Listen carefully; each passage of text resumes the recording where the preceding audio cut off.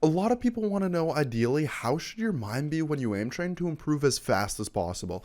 I've spent a lot of time looking through different sources to answer this question, and this is the answer I've come up with. In the past, I've talked about the neurology of how improving works and the optimal state of mind for actual high level performance. Here I'm going to talk about the optimal state of mind for fast improvements. If this kind of content sounds interesting to you, please consider subscribing. It really helps me out a lot. To understand this video, we have to define the conscious and unconscious minds. The conscious is verbal, it's like your thoughts and what you feel is you.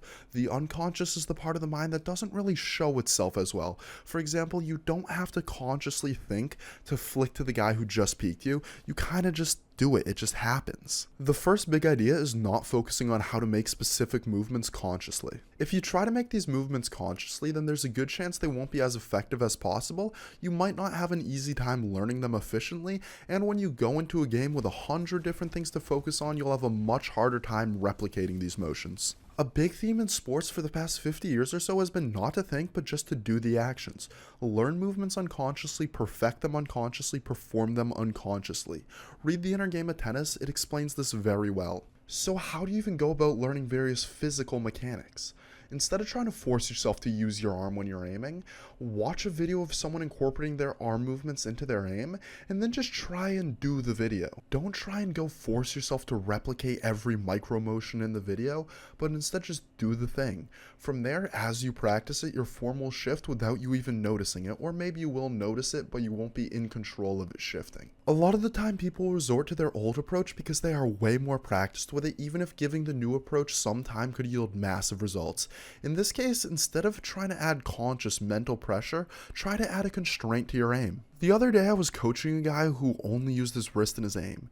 He didn't move his arm at all, which obviously causes some issues with limited range of motion and forces you onto a higher sense than is optimal for your game. So let's say you're trying to move your arm, but you keep resorting to your wrist after a minute or two. Put yourself on a wider scenario like Pokeball wide wall 3 targets, and then play on a low sense. You'll start having to reset your wrist 3 or 4 times every flick, and then unconsciously realize that your arm motion is very easy. Practice that for 10 to 30 minutes a day for a week, and you will find that arm motions are much more present in your aim, even on a normal sense, unless you have a weird posture or a weird chair desk height. So overall, you want to be trying to learn this unconsciously. When I watched a podcast by Dr. Andrew Huberman, a Stanford professor and researcher for neurobiology, he said that the different levels of focus are very important for fast learning.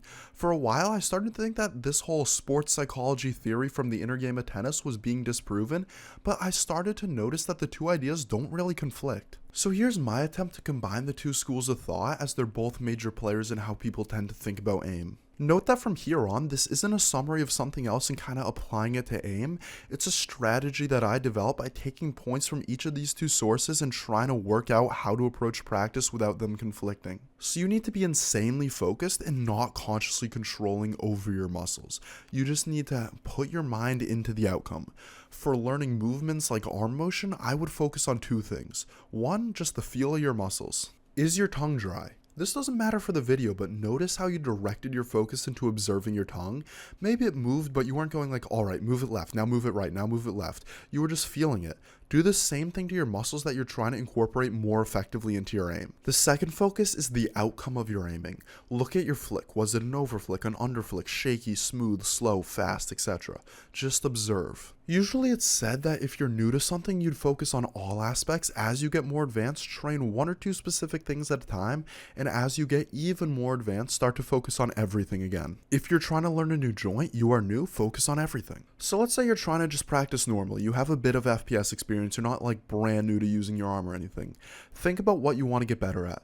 Let's say you're working on a floating head scenario like RA head click. You want to get in front of the bot very slightly and then click it to high score so that you aren't wasting time tracking and trailing the bot. So to learn this skill, first just watch a VOD of someone doing it, preferably someone better than me, and just watch. Look at what the skill looks like, go back to the scenario, now focus on whether or not it happened. This will help you unconsciously understand what you want to do, and you will not have to think, alright, I want to move my hand like this so my crosshair lands here and the target hits. Just think, did it happen? The last key concept is that when you're focused on this outcome, avoid saying this is good or this is bad. Let's say I try to do the flick, but I land it behind the bot and track it. It's a mistake. I have two options. I can think, oh, I did this wrong, I messed up, I did bad. Or I can think, I landed behind the target, I tracked it. When I think the first thing, I'm not really perceiving how I'm doing. I'm not actually focused on what's happening and what my mistakes are. I'm just focused on calling myself bad. The same thing happens with saying the mistake was good. This puts my focus on how much my hard work paid off, not what the success looked like and if it was imperfect. When I just focus on what happened, it's just my crosshair landed right in front of the target, the ball went onto the crosshair, and my shot landed. Very simple, very focused, analytical, and not trying to consciously force different things to happen. Thanks for watching, subscribe for more content.